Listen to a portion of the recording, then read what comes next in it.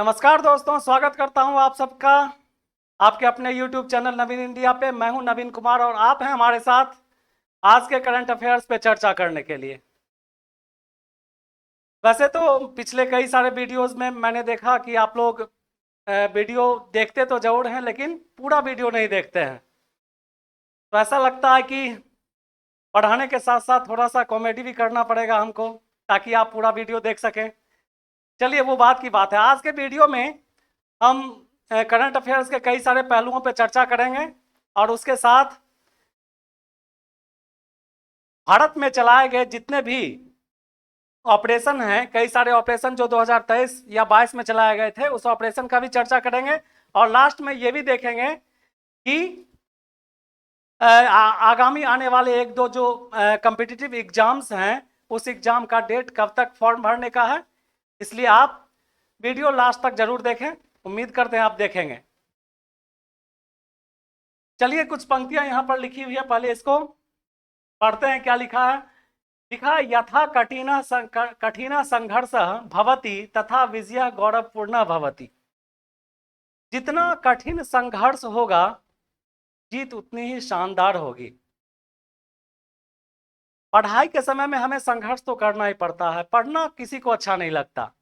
कुछ लोग हैं जिन्हें लगता होगा, बाकी किसी को अच्छा नहीं लगता। ऐसा लगता है कि पढ़ना पड़ता है, लेकिन पढ़ के अगर आप जिंदगी में कुछ मुकाम हासिल करते हैं या कुछ बन जाते हैं, तो उसकी बात ही कुछ और होती है। और आपको लगता है कि आज हम अगर कुछ बने हैं तो शायद एजुकेशन के ही कारण बने हैं। लिखा हुआ है, जितना कठिन संघर्ष होगा, जितनी जीत उतनी ही शानदार होगी। Harder the struggle, greater the victory. शुरुआत करते हैं। मैंने अभी कुछ देर पहले मोबाइल पे कुछ देख रहा था, उसमें संजय दत्त एक मूवी में कह रहे थे कि केबीसी में अमिताभ बच्चन कहते हैं कि कौन बनेगा करोड़पति, तो संजय दत्त कहते हैं कि मैंने उनसे यही सीखा कि करोड़पति बनने से पहले कौन बनना जरूरी है। चलिए, कुछ भी पाने से पहले उस मुकाम के बारे में सोचना और हासिल करना जरूरी है। चलिए प्रारंभ करते हैं आज के पहले क्वेश्चन से। शायद आप तैयार हैं पढ़ने के लिए। चलिए, एक और पंक्तियां लिखी हुई है। थक गए पैर लेकिन हिम्मत नहीं हारी, जज्बा है जीने का सफर अभी है जारी। क्या बात है। कल का प्रश्न था, कल का पहला प्रश्न, भारत की सबसे चौड़ी नदी कौन सी है?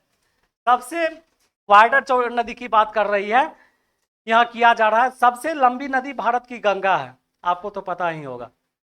लेकिन जहां सबसे चौड़ी नदी का बात है, वहां आंसर बदल जाता है। भारत की सबसे चौड़ी नदी के रूप में ब्रह्मपुत्रा को जानी जाती है। ठीक है, ब्रह्मपुत्रा नदी मानसरोवर झील के पास कैलाश श्रेणी के चेमा युगुनडुंग हिमनद से सियांग या दिहांग के नाम से निकलती है। यह अरुणाचल प्रदेश के सादिया शहर के पश्चिम से भारत में प्रवेश करती है। ठीक है, फिर से पढ़ देते हैं। ब्रह्मपुत्र नदी मानसरोवर झील के पास कैलाश श्रेणी से चेमायुगुंडुंग हिमनद से सियांग या दिहांग नाम से निकलती है। यह अरुणाचल प्रदेश के सादिया शहर से पश्चिम से भारत में प्रवेश करती है। ठीक है, देख लीजिए, ये ब्रह्मपुत्र नदी है, यहां से ये बह के और इधर पश्चिम से भारत में प्रवेश करके अंदर आती है। ठीक है, आप समझ गए होंगे कि भारत की सबसे चौड़ी नदी अगर पूछा जाए तो आपको गंगा ना मार के आपको ब्रह्मपुत्र नदी आंसर के रूप में मारना होगा। ठीक है, पहला क्वेश्चन, 2023 में गोवा में आयोजित होने वाली 37वें राष्ट्रीय खेलों में किस नए खेल को शामिल किया गया है? 2023 में गोवा में आयोजित होने वाले 37वें राष्ट्रीय खेलों में किस नए खेल को शामिल किया गया है? राष्ट्रीय खेलों में आंसर होगा गटका मार्शल आर्ट। इसका आंसर है गटका मार्शल आर्ट। ये मार्शल आर्ट का एक श्रेणी है। मार्शल आर्ट आप सभी जानते हैं, और ये जो मार्शल आर्ट का श्रेणी है, इसका नाम है गटका मार्शल आर्ट। ठीक है, इस मार्शल आर्ट की शुरुआत पंजाब राज्य से हुई थी। और इसकी शुरुआत कहां से हुई थी? पंजाब राज्य से हुई थी। चलिए अगला क्वेश्चन, भारतीय रिजर्व बैंक ने कितने रुपए के नोट चलन से बाहर कर दिए हैं? ये वेल नोन क्वेश्चन है, सभी को आता है। आंसर होगा 2000 रुपए के नोट को चलन से बाहर कर दिए हैं। ठीक है, लगभग 30 सितंबर तक का समय इन्होंने दिया है। 2000 का नोट अगर किसी के पास है तो इसे बैंक में जमा कराने का समय दिया है, उसके बाद ये नोट पूरी तरह से बैन हो जाएंगे। 30 सितंबर 2023 तक इन्हें बैंकों में जमा कराया जा सकता है। देख लीजिए, यही 2000 का नोट है। क्वेश्चन नंबर 3, एप्पल में आईफोन विनिर्माण के लिए पहली बार किस भारतीय कंपनी के साथ समझौता किया है? एप्पल अमेरिकन कंपनी है, ठीक है। इसने आईफोन निर्माण के लिए पहली बार किस भारतीय कंपनी के साथ समझौता किया है? आंसर होगा टाटा के साथ। किसके साथ? टाटा के साथ, ठीक है। भारत में एप्पल ने अपना स्टोर मुंबई में खोला, मैं पहले बता चुका हूं। एप्पल के नए सीईओ टिम कुक हैं, आपको याद रखना चाहिए, पूछा जा सकता है कभी भी, ठीक है। चलिए नेक्स्ट क्वेश्चन। सिडनी में रद्द होने वाले क्वाड शिखर सम्मेलन किस शहर में आयोजित किया गया? मैं पहले डिस्कस कर चुका हूं। क्वाड शिखर सम्मेलन जो है जापान के हिरोशिमा में ये हुआ है, और इससे पहले ये सिडनी में होने वाला था, ऑस्ट्रेलिया के सिडनी में होने वाला था, लेकिन वहां रद्द हो जाने के कारण कहां पे हुआ है? जापान के हिरोशिमा में, ठीक है। मुख्यालय बेल्जियम के ब्रुसेल्स नगर में स्थित है, ठीक है। क्वाड का मुख्यालय कहां? बेल्जियम के ब्रुसेल्स में स्थित है। अमेरिका ने 6 अगस्त 1945 को हिरोशिमा पर परमाणु बम गिराया था। यह परमाणु बम गिराने की बात कर रहा है कि 6 अगस्त 1945 को अमेरिका ने हिरोशिमा पे परमाणु बम गिराया था। देख लीजिए, क्वाड के चारों सदस्य यही हैं, ठीक है, जिसमें भारत भी उसका एक सदस्य है, और यहाँ के प्रधानमंत्री यहाँ पे खड़े हैं, अमेरिका के प्रधानमंत्री खड़े हैं, ठीक है, चीन के खड़े हैं, जापान के। चलिए आगे चलते हैं। किस देश में प्रोटोकॉल और परंपरा को तोड़ते हुए प्रधानमंत्री नरेंद्र मोदी का स्वागत किया था? कभी कभी क्या होता है, एक प्रोटोकॉल होता है। प्रोटोकॉल क्या होता है कि राष्ट्रपति का स्वागत करने के लिए जो जाएंगे, राष्ट्रपति ही जाएंगे, प्रधानमंत्री जाएंगे, मतलब जो उस हायरार्की में है उनका स्वागत करने के लिए वही जाएंगे, उनका स्वागत करने के लिए वही जाएंगे, ठीक है। लेकिन प्रोटोकॉल को तोड़ के अगर कभी कोई मिलने चले जाते हैं किसी से जो उनके प्रोटोकॉल के अंतर्गत नहीं आता है, तो उसी को प्रोटोकॉल तोड़ना होता है। और यह हुआ था पापुआ न्यू गिनी में। कहां हुआ था? पापुआ न्यू गिनी में। James Marape Papua New Guinea के 8वें प्रधानमंत्री हैं, और इन्होंने ही प्रोटोकॉल तोड़ते हुए उन्हें नरेंद्र मोदी को पैर छू के प्रणाम किया था। ये बहुत चर्चा में ये विषय आया था, बहुत चर्चा में ये विषय आया था, और लोगों ने इनकी काफी तारीफ की थी। ये अगर आपसे पूछा जाए कि कहां के प्रधानमंत्री थे, तो क्या बोलेंगे? पापुआ न्यू गिनी के, ठीक है। चलिए अगला क्वेश्चन नंबर 6। त्रिपुरा राज्य ने त्रिपुरा पर्यटन के लिए किस ब्रांड एम्बेसडर को नियुक्त किया है? त्रिपुरा, ठीक है, राज्य ने, नॉर्थ ईस्ट का स्टेट है ना, ये नॉर्थ ईस्ट का स्टेट है। किसने ब्रांड एम्बेसडर के रूप में बनाया है? तो आंसर होगा सौरभ गांगुली। किसे बनाया है? ठीक है, ये कहां के इंडियन टीम के पहले कप्तान रह चुके हैं ना, ठीक है। और ये कहां के रहने वाले हैं? पश्चिम बंगाल के। कहां के रहने वाले हैं? इन्हें दादा के नाम से जाना जाता है। किस नाम से जाना जाता है? Very good. चलिए नेक्स्ट क्वेश्चन नंबर 7। पृथ्वी एवं विज्ञान मंत्रालय ने नए मंत्री के रूप में किन्हें शपथ दिलाई है? पृथ्वी एवं विज्ञान मंत्रालय के नए मंत्री के रूप में किन्हें शपथ दिलाया गया है या किन्हें बनाया गया है? आंसर होगा किरण रिजिजू को, ठीक है। किरण रिजिजू ने पहले कानून मंत्री के रूप में काम किया था। पहले किस रूप में काम किया था? कानून मंत्री के रूप में, ठीक है।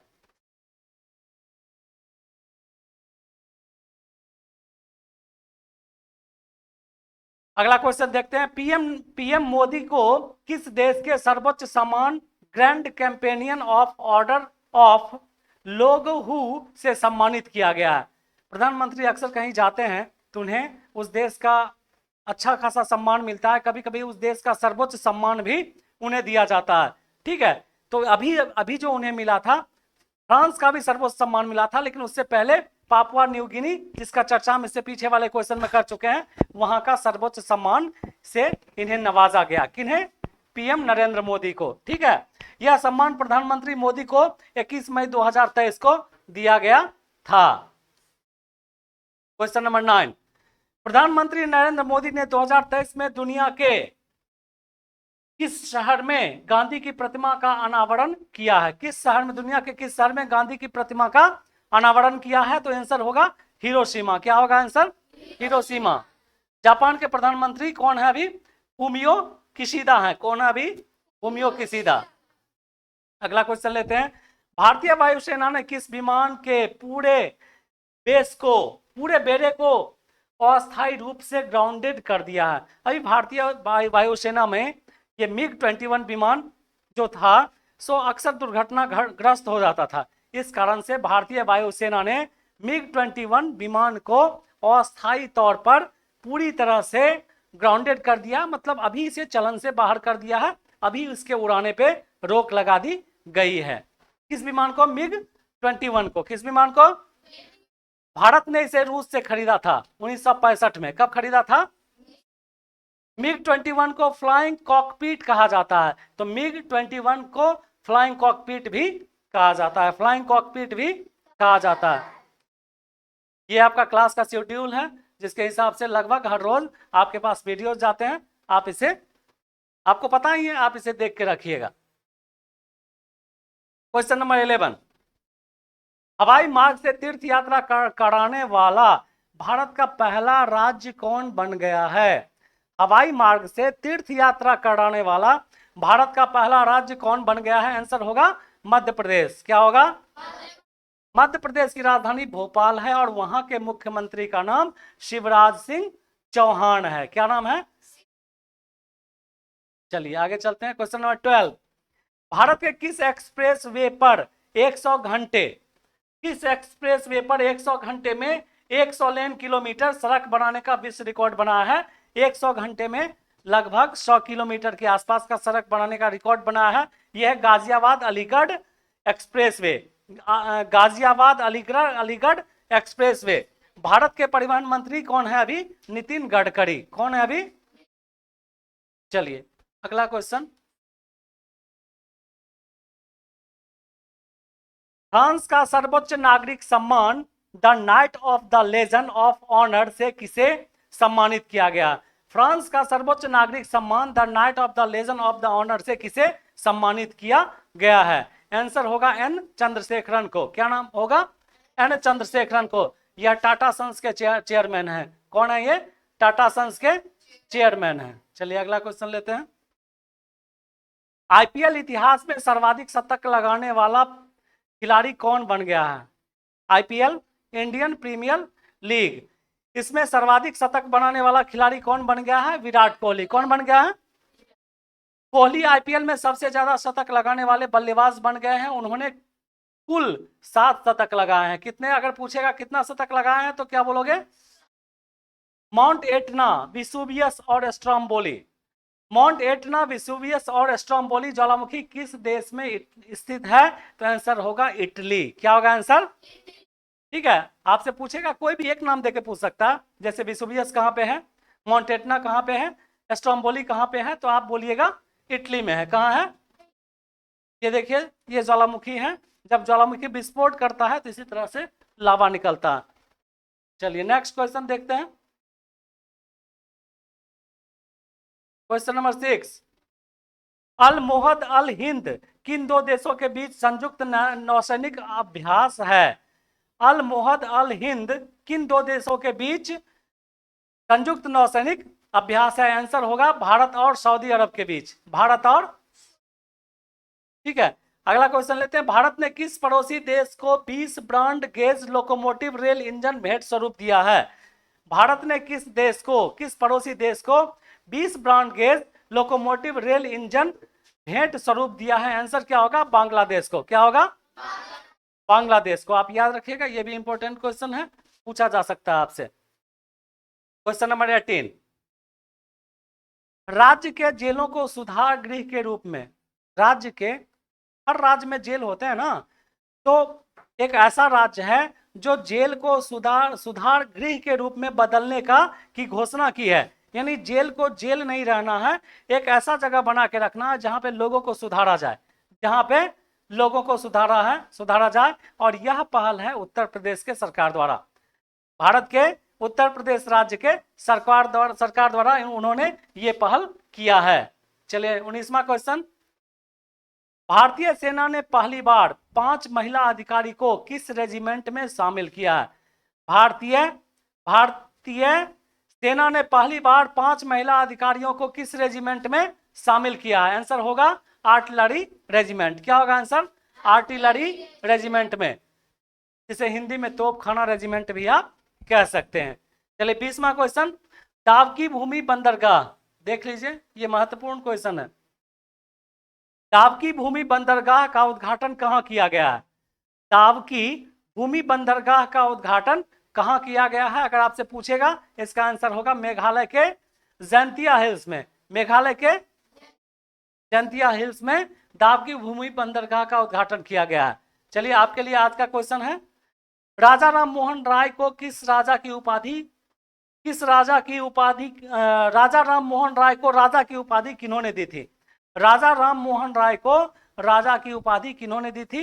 यही आपका आज का प्रश्न है। आप इसे कमेंट बॉक्स में अगर इसका आंसर जानते हैं तो आप लिख सकते हैं, लिख के हमें कमेंट कर सकते हैं। चलिए आगामी आने वाले परीक्षा की जानकारी भी साथ में देंगे और आपको आज बताएंगे कि भारत में पिछले साल 2 साल में चलाए गए महत्वपूर्ण ऑपरेशंस कौन कौन से थे और वो किस कारण से चलाए गए। ठीक है, पहला ऑपरेशन का नाम लेते हैं, ऑपरेशन करुणा नाम है इसका नाम है ऑपरेशन करुणा।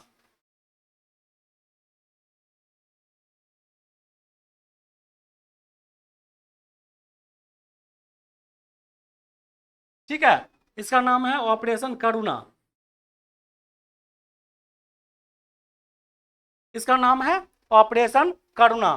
यह म्यांमार में, याद रखिएगा, यह म्यांमार में चक्रवात मोचा से प्रभावित लोगों को, ठीक है, म्यांमार में चक्रवात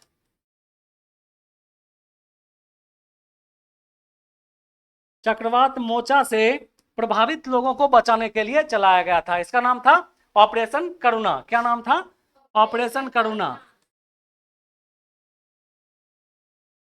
ऑपरेशन करुणा नाम था इसका। ठीक है, चलिए दूसरा नाम है ऑपरेशन कावेरी। क्या नाम है?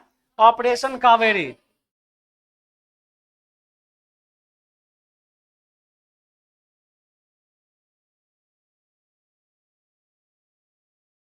ऑपरेशन कावेरी के चलाने की बात की थी। ऑपरेशन कावेरी चला गया था सूडान में चल रहे, सूडान एक देश है, ठीक है, सूडान में चल रहे गृह युद्ध के कारण वहां के भारतीयों को वहां से बाहर निकालने के लिए जो ऑपरेशन चलाया गया उसका नाम दिया गया था ऑपरेशन कावेरी। क्या नाम दिया गया था? ऑपरेशन कावेरी। चलिए अगला है ऑपरेशन मर्यादा। ठीक है, ये दूसरा था। तीसरा, एक ऑपरेशन मर्यादा के नाम से ऑपरेशन चलाया गया था। ऑपरेशन मर्यादा के नाम से ऑपरेशन चलाया गया था। यह राज्य में तीर्थ स्थलों एवं पर्यटन स्थलों में, किसी भी राज्य में तीर्थ स्थल एवं पर्यटन स्थलों को साफ सुथरा रखने के लिए यह ऑपरेशन चलाया गया था, जिसका नाम था ऑपरेशन मर्यादा। क्या नाम था? अगला लेते हैं, ऑपरेशन ऑक्टोपस, कट्टर इस्लामिक संगठन।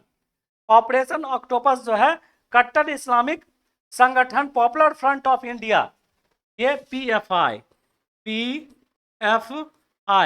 पॉपुलर फ्रंट ऑफ, ये कट्टर इस्लामिक संगठन है, पॉपुलर फ्रंट ऑफ इंडिया, ये जो है कट्टर इस्लामिक संगठन है। ठीक है, इसके लिए ऑपरेशन, इसे रोकने के लिए, भारत में इसके प्रभाव को रोकने के लिए ऑपरेशन ऑक्टोपस चलाया गया था। क्या चलाया गया था? Operation octopus. ठीक है, आगे चलते हैं, ऑपरेशन दोस्त, ये बहुत फेमस है, ऑपरेशन दोस्त। ठीक है,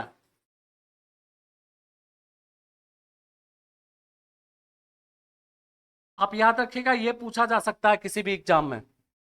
ऑपरेशन दोस्त, तुर्की एवं सीरिया में, तुर्की भी देश है और सीरिया भी, तुर्की एवं सीरिया में एक भयानक भूकंप आने के कारण वहां पे जो तबाही हुई, वहां पे जो लोग मारे गए या जो बहुत सारी परेशानियां हुई, उसमें भारत की तरफ से सबसे पहले मदद पहुंचाने के लिए जो ऑपरेशन चलाया गया था, उसी का नाम दिया गया था ऑपरेशन दोस्त। क्या नाम दिया गया था? ऑपरेशन दोस्त। क्या नाम दिया गया था? ठीक है, अगला चलते हैं। ऑपरेशन नार्कोस नाम से भी एक ऑपरेशन चला गया था। ऑपरेशन नार्कोस नाम से भी एक ऑपरेशन चलाया गया था। यह था जून 2022 में रेलवे सुरक्षा बल द्वारा रेल के माध्यम से नार्कोस, ऑपरेशन नार्कोस, रेलवे सुरक्षा बल द्वारा रेल के माध्यम से नशीले पदार्थों का एक जगह से दूसरी जगह भेजने की जो प्रक्रिया लोगों द्वारा चलाई जाती थी, ऐसे जो गलत लोग थे चलाते थे, उसे रोकने के लिए जो चलाया गया ऑपरेशन, उसका नाम था ऑपरेशन नार्कोस। क्या नाम दिया गया था? अगला है ऑपरेशन मिशन अमानत। रेल यात्रियों के खोए हुए सम्मान को रेल यात्रियों के खोए हुए सम्मान को वापस दिलाने के लिए यह ऑपरेशन चलाया गया था, जिसका नाम था ऑपरेशन मिशन अमानत। ठीक है, अगला है आपका ऑपरेशन गंगा। यह भी बहुत फेमस है, ऑपरेशन गंगा, आप देख लीजिए।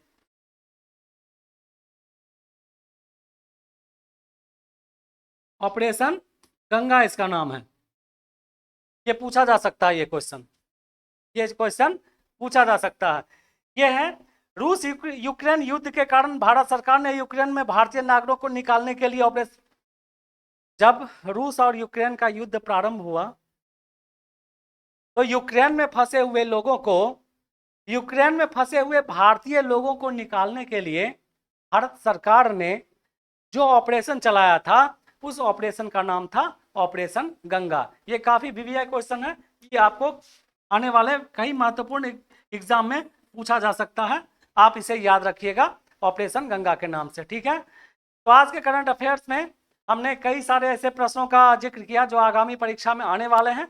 आप इसे अगर पूरी तरह देखेंगे तो आपको समझ में आएगा। ये क्वेश्चन, इसमें से कम 5 से 7 क्वेश्चन ऐसे हैं महत्वपूर्ण निश्चित, जो क्वेश्चन आगे आने वाले परीक्षा में पूछे जा सकते हैं। चलिए देखते हैं आगामी आने वाले 2 एग्जाम, महत्वपूर्ण एग्जाम कौन कौन से हैं, उसके फॉर्म भरने का डेट कब तक है। ठीक है, ये झारखंड जेएसएससी का एग्जाम है ट्रेंड प्राइमरी टीचर्स के लिए।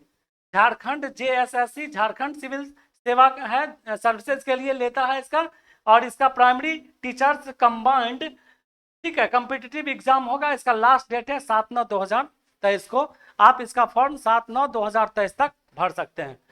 Next, Bihar BPSC, Bihar BPSC 69th, Bihar BPSC 69वां जो है एग्जाम, रिक्रूटमेंट 2023, देख लीजिए, ये भी महत्वपूर्ण एग्जाम है।